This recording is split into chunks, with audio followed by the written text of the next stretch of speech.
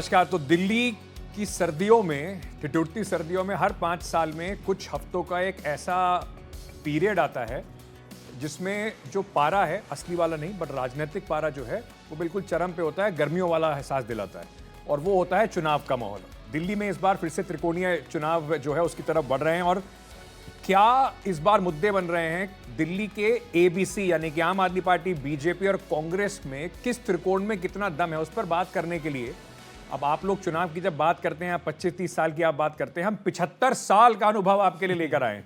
हमारे साथ अखिलेश शर्मा जी जुड़ रहे हैं जो भारतीय जनता पार्टी पिछले 30 साल से कवर करते हैं, 3 दशक से ज्यादा हो गए उनको। बाबा कांग्रेस को, मतलब लोगों को कई कांग्रेस नेताओं के नाम याद नहीं होंगे, उनको पता होगा मनोरंजन भारती कितने सालों से कांग्रेस, नरसिम्हा राव के समय, बताइए इतने समय से। और ये बात भी ठीक है कि मेरा इनसे बिल्कुल आधा अनुभव है, पर आम आदमी पार्टी भी बिल्कुल अभी अभी नई पार्टी आई है, 10 साल की ये पार्टी है, उसने राजनीति को कैसे हिला दिया है उस पर मेरा थोड़ा अनुभव है, क्योंकि बेस्ट पॉलिटिकल स्टार्टअप। तो इस पर चर्चा करते हैं, देखते हैं कि किसके वार में कितना दम है, किसके पास कौन से तीर हैं। अखिलेश जी, तो मतलब ये जो कुल मिला के बाबा इस बार चुनाव का जो माहौल बन गया है, 26 साल का वनवास बीजेपी का। देखो, बीजेपी जो है कोशिश तो करी कि जो वनवास जो समाप्त हो। वनवास तो 14 साल का होता है, लेकिन ये 26 साल का हो गया। करीब करीब दोहरा वनवास बीजेपी को दिल्ली की जनता ने दे दिया। बीजेपी को खुद समझ में नहीं आ रहा हो कि आखिर क्या कारण है कि लोकसभा में तो झोली भर भर के वोट मिल जाते हैं, और जब विधानसभा के चुनाव आते हैं तो जनता जो आम आदमी पार्टी के साथ चली जाती है या फिर कांग्रेस के साथ चली जाती है। तो बीजेपी पूरी कोशिश कर रही है, इस बार पूरी ताकत लगा रही है कि जो सूखा है वो ख़त्म हो।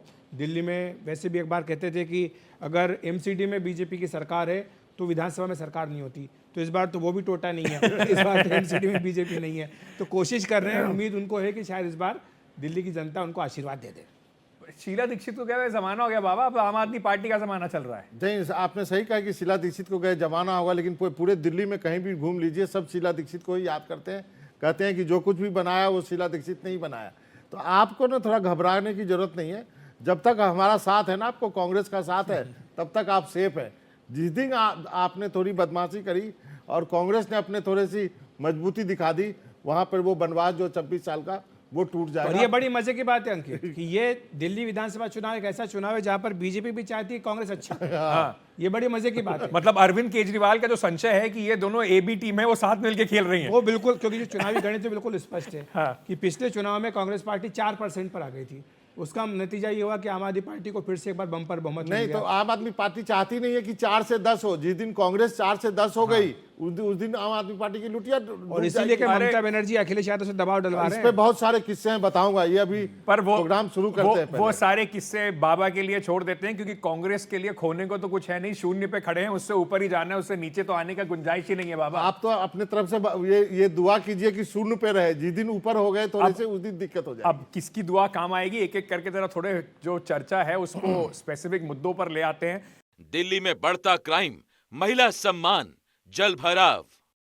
अरविंद केजरीवाल की जो पूरी राजनीति है वो शुरुआत से अगर आप देखें तो वो वेलफेयरिज्म जिसको वो कहते हैं, उनके जो वादे हैं और अरविंद केजरीवाल की गारंटी जिसको वो कहते हैं पूरा करने की, उसके ऊपर टिके हुए हैं। दिल्ली रेवड़ी जिसको कहा जाता है, रेवड़ी तो आप कह रहे हैं, बीजेपी कह रही है और आप कह रहे हैं। देखिए अब आप अरविंद केजरीवाल बोलेंगे कि अब आप भी कांग्रेस भी रेवड़ी मोदी जी वाली भाषा में बात कर रही है। मुझे याद है रेवड़ी शब्द उन्होंने पहले यूज किया था। वो तो कह रहे हैं खुल के बांटेंगे। उन्होंने तो रेवड़ी में चर्चा भी करी, उन्होंने बड़ी सारी चर्चाएं करी इसमें लोगों को रेवड़ियां बांटी, याद दिलाने के लिए कि बीजेपी आपकी रेवड़ी ले जाएगी अगर यहां पर आ गई। तो इस बार भी जो पूरी राजनीति थी अरविंद केजरीवाल की 10 साल का पूरा अगर उनका अनुभव देख लें, इसमें सत्ता में 11 साल रहने का, तो शुरू हुई फ्री बिजली और फ्री पानी से। 200 यूनिट बिजली फ्री करी और 10,000 लीटर तक, 20,000 लीटर तक पानी आपका फ्री कर दिया। और उसके बाद फ्री बस राइड उसमें जोड़ दी, लोगों के लिए जो बुजुर्ग लोग हैं उनको तीर्थ यात्रा भी उन्होंने साथ साथ करा दी।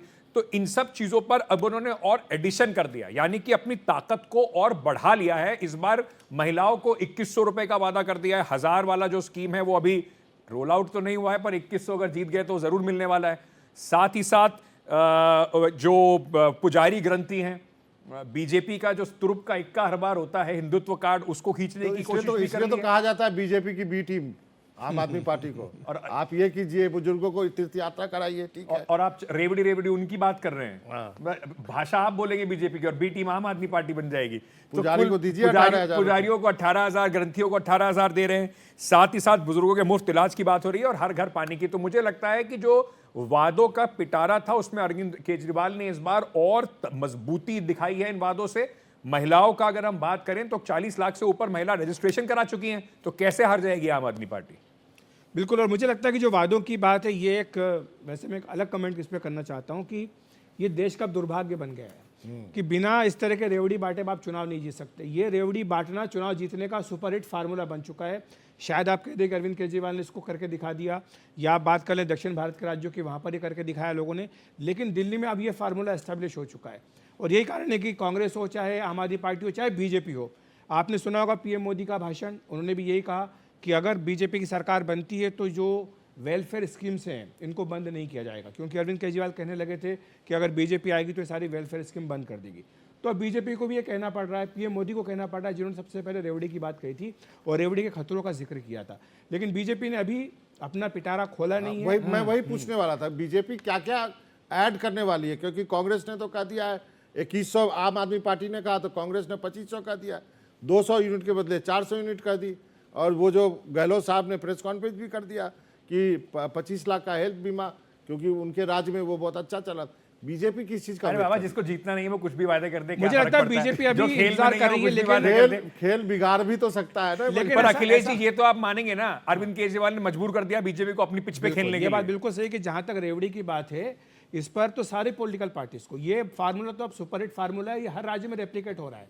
क्या बीजेपी जो है दिल्ली को लेकर कंफ्यूज है? हम आगे भी बात करेंगे, लीडरशिप को भी लेकर बात करेंगे, अभी तो इसकी वायदे की बात हो रही है। क्या कंफ्यूजन है? क्या कंफ्यूजन इसी बात को लेकर के कि उनको समझ में आता नहीं कि हो क्या रहा है। मैंने जब लोकसभा का चुनाव होता है, सातों की सातों सीटें आप जीत जाते हो, 50-55% वोट आपको मिल जाता है।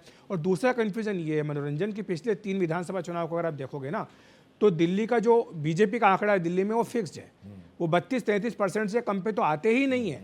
तो क्या कारण है कि 32 से 38 तक तो झूलते रहते हैं, लेकिन वो नया वोटर नहीं 50 पे नहीं पहुंच पाते। और एक इसमें बड़ा इंटरेस्टिंग आंकड़ा है, दर्शकों को भी पता होना चाहिए कि दिल्ली के अंदर करीब 30% ऐसा वोटर है जिसको फ्लोटिंग वोटर कहते हैं, जो चला जाता है लोकसभा में बीजेपी के पास और उसके बाद विधानसभा में वापस अरविंद केजरीवाल के पास आ जाता है। अब बाबा सोच रहे हैं कि वो उधर चला जाता है बीजेपी के पास और आम आदमी कांग्रेस के पास नहीं जाता है। वो वोटर कांग्रेस का ही है, वो वोटर कांग्रेस को का ही है जिसको बरगला करके आप ले गए हैं, आम आदमी पार्टी ले गई। आम आदमी पार्टी को यही डर लगता है ना। अब आप कंफ्यूजन की बात, वोटर वापस आ गया, ये 4%, ठीक है, अभी आप 4% करके मजाक उड़ा लेते हैं, लेकिन जिस दिन ये 10% हो गया उस दिन आपकी कुर्सी। पर बाबा, मैं एक सवाल आपसे पूछता हूं, 10% होगा कैसे? आप कंफ्यूजन बीजेपी की बात कर रहे थे, इतनी कंफ्यूजन तो कांग्रेस में है।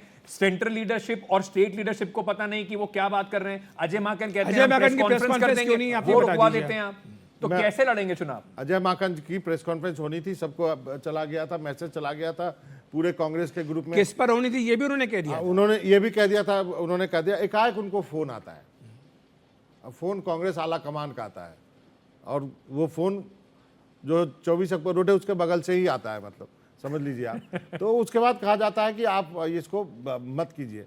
उन्होंने कहा अब तो मैंने ये सब चीज़ बोल दिया है, बोला नहीं कीजिए। अब इसका कारण क्या है?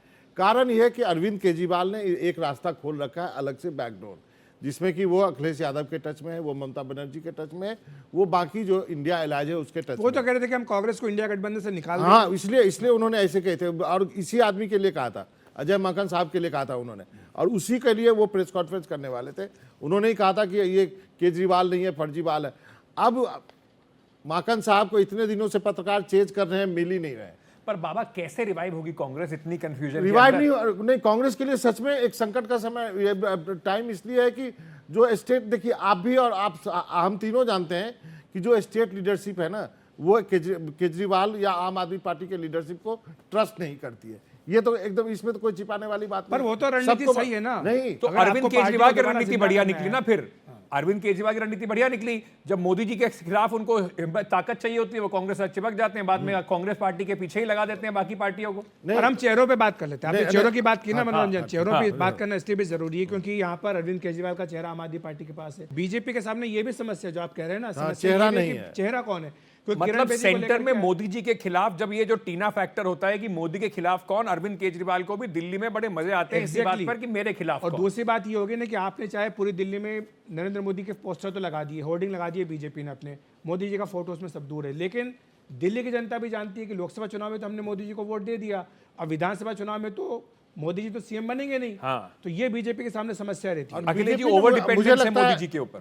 बिल्कुल ओवर डिपेंडेंस है। ओवर डिपेंडेंस है और मतलब में- बीजेपी की दिल्ली यूनिट में कोई ऐसा चेहरा नहीं जो इतने सालों में अरविंद केजरीवाल और से तो ग्रूम नहीं कनेक्ट किया कर गया, गया। वैसे कोई ग्रूम नहीं किया गया चेहरा, ये भी एक समस्या बीजेपी और आज से नहीं है, बहुत पहले ढेर सारे एक्सपेरिमेंट जरूर किए गए, मैंने मनोज तिवारी से लेकर के ढेर सारे किरण बेदी, किरण डॉक्टर बेदी, ढेर हर्षवर्धन। सारे एक्सपेरिमेंट। लेकिन मैं कहता जो हम लोग कवर किया करते थे साहब सिंह वर्मा और खुराना साहब को, है जिनके एक एक उंगलियों पे पूरी दिल्ली आप समझ सकते थे, वैसा नेता नहीं है। देखो दिल्ली की डेमोग्राफी चेंज हो गई, ये सब बात मानते हैं। बढ़ना चाहिए। वो जमाने चले गए जब पंजाबी वोटर जहाँ पे डोमिनेट करते थे, अब यहाँ पर पूर्वांचली वोटर डोमिनेट करते हैं। बीजेपी लेकर के भी आई, मनोज तिवारी को पार्टी का अध्यक्ष भी बनाया था, लेकिन फिर भी वो जो मैसेज था वो नहीं गया कि क्या पूर्वांचली सीएम यहाँ पर हो सकता है। नई पार्टी होने का एक ये भी फायदा होता है, जो नए जनरेशन का वोटर है वो उसको ना तो शीला दीक्षित का समय याद है, ना उसको मदन लाल खुराना का और साहिब सिंह वर्मा का समय याद है। खुराना साहब, साहब सिंह वर्मा का याद नहीं हो, शीला दीक्षित का तो याद होगा। उसको जो भी करना है वो नए वोटर को, जो 17-18 साल का वोटर है उसके लिए तो अरविंद केजरीवाल ने शीला जो करा दीक्षित में उसी तीनों पर। पैमाने फिट होते थे ना, हाँ, वो बीजेपी के पास वैसा चेहरा नहीं है, ये समस्या। और वही अब अरविंद केजरीवाल की। और दूसरा एक महिला होना, पढ़ी लिखी होना, अब ये सब कहाँ शुरू हुआ? जब एग्जाम हो तो बच्चों के लिए संदेश सबसे पहले शीला जी ने शुरू किया। पर बाबा कब तक कांग्रेस शीला दीक्षित को याद करती अरे वो रहेगी? लिगेसी नया- है, विरासत है, नया- चेहरे नया वही तो हैं। कुछ ला नहीं पा रही चेहरे कांग्रेस। चेहरे वही है। अब मैंने कहा ना, दिल्ली में आज भी किसी से पूछे लेकिन तो बाबा बोलेगा, यहाँ भी तो 10 साल से शीला ऊपर हो गया, आपको लगता है इस जनरेशन को याद होगा शीला दीक्षित के काम का?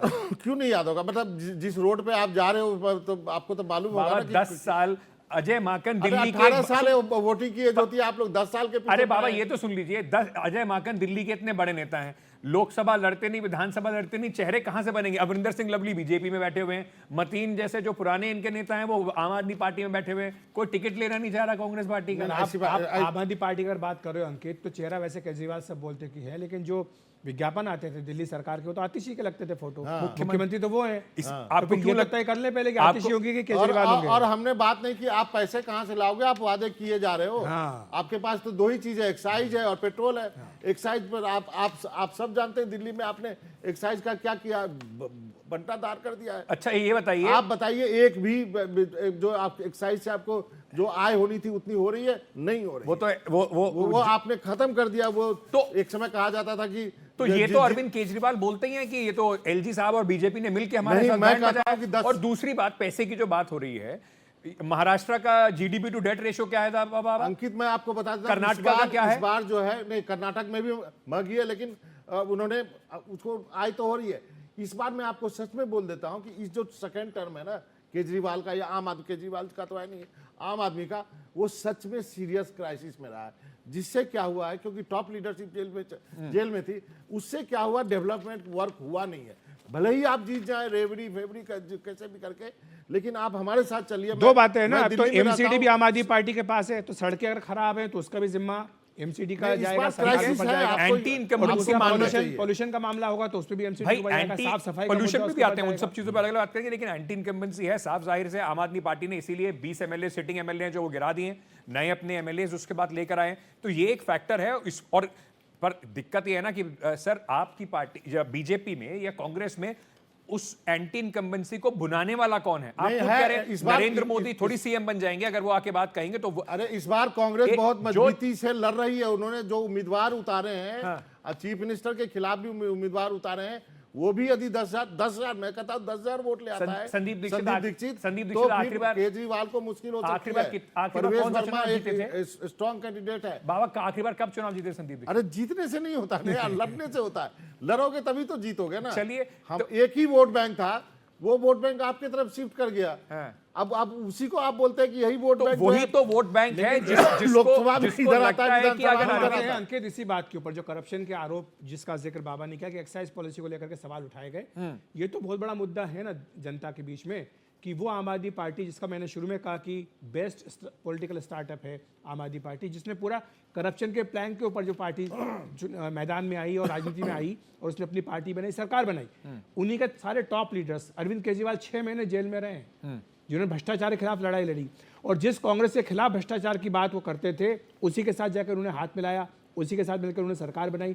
तो इस मुद्दे पे क्या जवाब देंगे? मुझे लगता है अभी नौबत आ जाए फिर से सरकार बनाने के लिए, तो यदि कांग्रेस को 4 सीट मिला तो उसी की मदद फिर से चले जाएंगे मैं कांग्रेस के कहता हूं, पास? मैं पटवरगढ़ में रहता, अपना उदाहरण है, हमारा डिप्टी सीएम भाग गया छोड़ के पटवरगढ़। चलिए, पूरा लेकिन आप लोग जो बात कह रहे हैं ठीक है, ये बात तो कहीं ना कहीं आम आदमी पार्टी को भी समझ में आती है कि करप्शन का जो मुद्दा है, और खास तौर से जो अब शीश महल के टाइम पे उसके घर का जो मुद्दा जिस तरीके से बीजेपी ने उठाया है वो कहीं ना कहीं इमेज को डेंट करने वाला है। लेकिन फिर घूम फिर के सवाल यही आता है, अगर करप्शन इतना बड़ा मुद्दा होता तो एनसीपी के अजीत पवार बीजेपी के महाराष्ट्र में चले जाते और वोटर वहां पे उनको पनिश नहीं करता। करप्शन इतना बड़ा मुद्दा होता तो अभी उनको रिप्रीव मिली है ना डीके शिव कुमार को, पहले तो ईडी का केस झेल ही रहे थे। बात मानता तो मुझे लगता है कहीं ना कहीं आम आदमी पार्टी को भी ये बात समझ में आ गई है कि ये जो फ्री और जो साथ ही साथ जो योजनाओं वाली जो स्कीम है और जो डिलीवरी रही है कम से कम 200 यूनिट बिजली की और जो पानी की बस फ्री यात्रा की, लोगों ने वो देखा है कि इन्होंने डिलीवर किया है तो इस पे भी डिलीवर करेंगे। और एक बड़ा चंक उस वोटर का उसको लेकर आगे बढ़ रहा है। चाहे खजाना खाली हो जाए उससे कोई फर्क नहीं पड़ता। पर 4% डेट टू जीडीपी रेशो है दिल्ली का, इसको आप मिला लीजिए, महाराष्ट्र का 23% से ऊपर है, मध्य प्रदेश पंजाब का में उससे चले भी ना, ऊपर है। पंजाब में तो आम आदमी पार्टी की सरकार है, वहां क्या है? इसीलिए तो 1000 रुपए वहां नहीं दिए जा रहे हैं, दिल्ली में देने की बात ये हो तो रही मुद्दा है। बीजेपी बना रही है ना कि आपने वहां वादा किया आप दे नहीं रहे हो, यहाँ पे आप कैसे दे दोगे? क्योंकि यहाँ पर कर पहले कर चुकी है ना आम आदमी पार्टी, पर जो 1000 जो रुपए तो वादे कभी करी नहीं वो दिया। यहाँ पर दिए जा रहे हैं। 1000 रुपए तो महिला को कभी नहीं दिया ना, 6 महीने पुराना कैबिनेट का डिसीजन है, कहा कि हम दे देंगे और डिले किया, तो बोलते वो तो केजरीवाल अरविंद केजरीवाल कह रहे हैं कि वो तो कह रहे हैं कि भाई आप लोगों ने किसने हाथ बांधे थे? सुनिए, किसने आप हाथ लोगों बांधे ने थे सरकार भाई के? एलजी ने बांधे थे, बीजेपी ने बांधे थे, पैसा देने में ईडी कोई का दिक्कत इस्तेमाल, नहीं देते उनका ये कहना है कि ईडी का इस्तेमाल करके हमको अंदर भेज दिया, हम कैसे कुछ कर पाते। इस बार सीरियस है, फिर क्या गारंटी दोबारा नहीं भेज देंगे? सुनिए, अगर भेजेंगे तो जनता देखेगी कि बीजेपी कैसे काम नहीं होने दे रही है। इस बार सीरियस इशू है गवर्नेंस का, इस पे आपको सवाल पूछे जाएंगे। आप भले ही रेवड़ियों के सहारे जीत जाए, क्योंकि अभी भी लगता है झुग्गी के वोट आपको मिल सकते हैं, लेकिन आपको सोचना पड़ेगा मिडिल क्लास जो आपका वोटर था ना पिछली बार, वो सीरियसली रीथिंक कर रहा है कि किसको वोट दिया जाए या नहीं। अगर रेवड़ी का अगर इतना सुपरहिट फार्मूला है, मान लीजिए दे रहे थे, तो फिर बीच में क्यों ये कैंपेन चलानी पड़ी कि आप गिव अप कर दीजिए? हाँ, ये किया ना, हाँ, ये अपील था। की कब ना? किया? अभी किया बीच में, हाँ, अरविंद किया था, केजरीवाल ने किया था। बोला रेलवे- क्या चाहे तो अरे, मैं दे सकते बिजली भाई हैं। का जिसको किया नहीं था। चाहिए, जिसको नहीं बिजली चाहिए का किया आपने था। वर्दी जिसको क्यों कर नहीं दी? चाहिए अरे, क्यों तो कर वो दिया फिर? मर्जी है उनकी। अरे, क्यों तो मोदी सबको दीजिए जी ना। मोदी जी एलपीजी सब्सिडी के लिए बोल सकते हैं कि आप वापस कर दीजिए, आपको अगर नहीं आपको चाहिए लग रहा तो। है फार्मूला है सुपरहिट फार्मूला, तो आपको ये नहीं बोलना चाहिए, अगर आप इतना- सबको दीजिए। और अगर मान लीजिए इस फॉर्मूले में दम नहीं है तो बीजेपी क्यों आके कह रही है कि हम उस फॉर्मूले को आगे बढ़ा देंगे? है। खैर कुल ये तो मिलाकर सच्चाई है, एक इसी के सहारे आपको गवर्न भी करना पड़ेगा। इसलिए तो कहता हूं गवर्नेंस का जो आप अभी उस मोड से निकले नहीं किया, धरना मोड से, तो शीला बाबा दीक्षित ने भी तो चलाई ना। वो शीला दीक्षित ने वाजपेयी बाबा जी के समय चलाई, थोड़ा सा यूनाइटेड फ्रंट समय के- बाबा, अरे शीला दीक्षित ने थोड़ा सा समय बाबा, अभी आपने देखा कि सारा मुख्यमंत्री यूपीए जाके के साथ ऐसी क्या धरना दे रहा है। आप तो झगड़ा के मोड में रहते हैं, आपको तो बाबा होता सरकार नहीं है कि हम किसी तब तरह सरकार भी ऐसी नहीं थी ना जो उठा के अरविंद केजरीवाल वैसे जो ये कहते जो हैं- आर्गुमेंट है ना, मैं आखिर में ये बोलूंगा, बीजेपी तो यही देख रही होगी कि आम आदमी पार्टी और कांग्रेस ऐसे ही लड़े दिल्ली में, ताकि जिनके वोट जो है एक दूसरे के काटे, हाँ। ताकि बीजेपी का फायदा हो सके। क्योंकि बीजेपी के पास अपने वोट तो 38% से बढ़ नहीं पा रहे, तो वो चाह रही है कि ये काट कूट के अपने खत्म कर लें। अंत में क्योंकि हम सबने जिस पार्टी को हम कवर करते हैं उसकी रणनीति समझते हैं, उसको तो सामने रखा दर्शकों के, क्या क्या आपको लगता है कि बीजेपी, कांग्रेस और आम आदमी पार्टी के लिए इस बार सबसे बड़ी चुनौती है? देखिए, मुझे लगता है बीजेपी के सामने तो यही है कि कोई चेहरा नहीं है। मोदी जी का चेहरा है, लेकिन फिर हम चर्चा कर चुके हैं कि लोग तो ये कहते हैं कि वो तो सीएम बनने वाले हैं नहीं। और यूनिट में, बीजेपी की यूनिट में यही दिक्कत होती है कि किसको आगे करे, तो ये चुनौती रहेगी। दूसरा कि अरविंद केजरीवाल चाहे 10 साल एंटी इनकम्बेंसी हो, लेकिन उसके बावजूद भी अभी भी उनकी लोकप्रियता बरकरार है, और इसलिए ये बीजेपी के सामने चुनौती होगी कि केजरीवाल की जो छवि है उसको कैसे डेंट करें, और दूसरा अपना कोई चेहरा तो नहीं है लेकिन फिर भी अपने उम्मीदवारों को कैसे आगे बढ़ाएं। बाबा, कांग्रेस की क्या चुनौती है? कांग्रेस की बड़ी दुविधा है। कांग्रेस करना चाहती है, कर नहीं पाती। जैसा मैंने कहा कि जो दिल्ली की लीडरशिप चाहती है कि वो मजबूती से चुनाव लड़े, राहुल गांधी और खड़गे साहब नहीं चाहते हैं, क्योंकि उनको ऊपर इलाज का प्रेशर है। जैसा आपने कहा कि क्या आप जो चाहते हैं यहाँ पे बीजेपी की सरकार हो जाए, तो आम आदमी पार्टी की सरकार इसी तरह बची रहेगी। कांग्रेस को बहुत वक्त लगेगा। कांग्रेस अपनी रणनीति यहाँ पे नहीं ठीक करेगी तो उसको रिवाइव होने के चांस नहीं है। मुझे लग रहा था इस बार एक अच्छा चांस है, कांग्रेस अपना वोट शेयर 4 से बढ़ा के 8, 9, 10 तक ले जाए। लेकिन अब जो स्थिति बन रही है, खासकर अजय माकन के प्रेस कॉन्फ्रेंस को कैंसिल करने के बाद, मुझे कोई रिवाइवल सवाल तो ये है, मुझे लगता है कि सवाल तो ये है अंकित कि कांग्रेस क्या खाता खोलेगी या नहीं दूसरा करो। सवाल है, क्या बीजेपी दाई में जाएगी? हाँ, बिल्कुल, यही मुझे लगता है कि इस बार का चुनाव की जो लड़ाई है वो इस बात की है कि क्या अरविंद केजरीवाल 55 सीट ला पाते हैं और बीजेपी 25 सीट ला पाती है। सबका शायद टारगेट उस तरह का होगा। और कांग्रेस के लिए एक और कि चीज चल शून्य रहा है, से- मैं बोल मैं देता बस हूं कि- आम आदमी पार्टी की दो चार जो मुझे लगता है कि उनके लिए बड़ी चुनौतियां हैं वो जरा सामने रख दूं। ये बिल्कुल सच बात है कि 10 साल किसी के लिए भी बहुत बड़ा समय होता है। उसमें आपने जो काम किया है नहीं करा है उसका एक अच्छे से लोग इवैल्यूएशन कर सकते हैं। तो एक एंटी इनकम्बेंसी जरूर है, उसका तस्दीक अरविंद केजरीवाल ने टिकट काट के भी करी है। उनके एमएलए के खिलाफ एंटी इनकम्बेंसी है, लेकिन कुल मिलाकर आम आदमी पार्टी में शायद एमएलए का उतना महत्व है नहीं, क्योंकि वोट या तो अरविंद केजरीवाल को मिलता है या उनके खिलाफ मिलता है। आज भी दिल्ली में सांस लेना मुश्किल है। तीनों पार्टियां इस बारे में क्या करने वाली हैं और यमुना का क्या?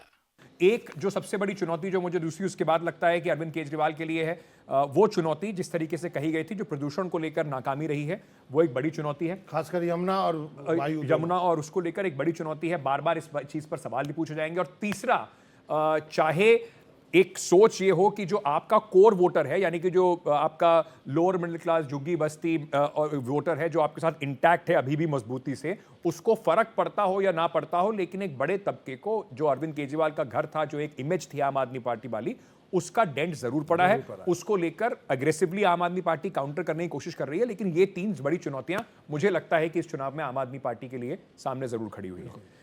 तो चलिए, ये थी हमारी थोड़ी सी गर्मा गर्म त्रिकोणीय चर्चा।